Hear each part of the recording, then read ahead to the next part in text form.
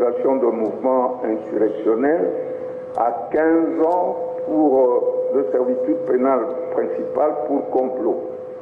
Faisant application de l'article 7 du Code pénal militaire, elle prononce une seule peine, c'est-à-dire la plus forte, soit la peine de mort. Bonjour, bonsoir, j'espère que vous allez bien. Bienvenue dans ce nouveau numéro. Si vous nous retrouvez pour la toute première fois, abonnez-vous massivement sur Barbu Moumoudi TV officiel. Commentez, likez, partagez. Joseph Kabila condamné à mort. À suivre.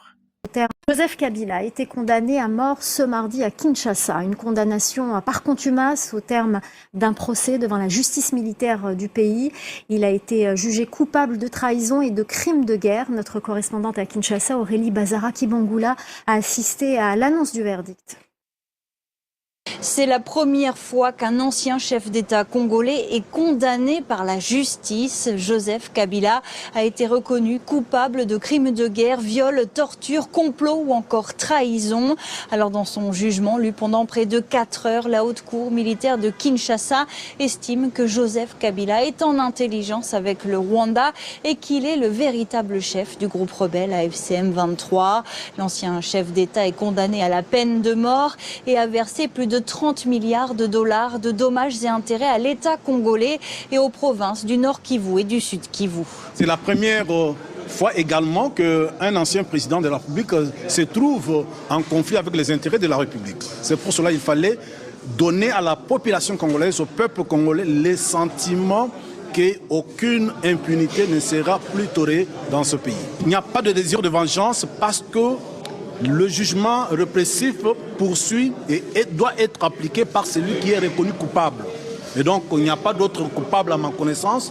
Mobutu ne s'était pas mis dans la posture de Joseph Kabila. Laurent Désiré Kabila ne s'était pas mis dans cette posture. Beaucoup d'autres. Il est le premier à avoir été indigne de sa qualité d'ancien président de la République. Tout au long de ce procès qui a commencé il y a tout juste 2 mois, le banc des accusés est resté vide. Joseph Kabila n'a pas comparu. Il n'y avait aucun avocat de la défense. Son entourage a qualifié le procès de comédie. Alors les magistrats militaires ont ordonné l'arrestation immédiate de Joseph Kabila. L'ancien président qui a dirigé le pays de 2001 à 2019 est en exil depuis 2 ans.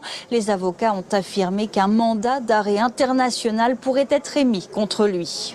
Joseph Kabila a été condamné à mort ce mardi à Kinshasa. Une condamnation par contumace au terme d'un procès devant la justice militaire du pays.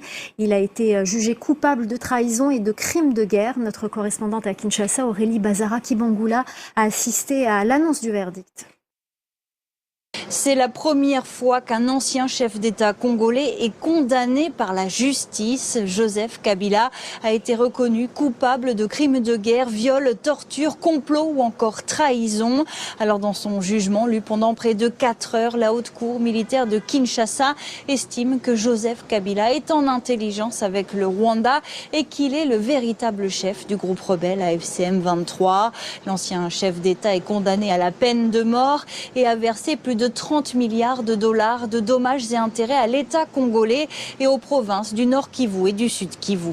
C'est la première fois également qu'un ancien président de la République se trouve en conflit avec les intérêts de la République. C'est pour cela qu'il fallait donner à la population congolaise, au peuple congolais, les sentiments qu'aucune impunité ne sera plus tolérée dans ce pays. Il n'y a pas de désir de vengeance parce que le jugement répressif poursuit et doit être appliqué par celui qui est reconnu coupable.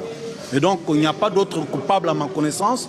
Mobutu ne s'était pas mis dans la posture de Joseph Kabila. Laurent Désiré Kabila ne s'était pas mis dans cette posture. Beaucoup d'autres. Il est le premier à avoir été indigne de sa qualité d'ancien président de la République. Tout au long de ce procès qui a commencé il y a tout juste 2 mois, le banc des accusés est resté vide. Joseph Kabila n'a pas comparu. Il n'y avait aucun avocat de la défense. Son entourage a qualifié le procès de comédie. Alors les magistrats militaires ont ordonné l'arrestation immédiate de Joseph Kabila.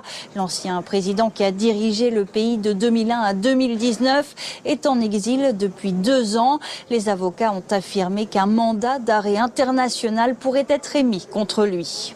Joseph Kabila a été condamné à mort ce mardi à Kinshasa. Une condamnation par contumace au terme d'un procès devant la justice militaire du pays.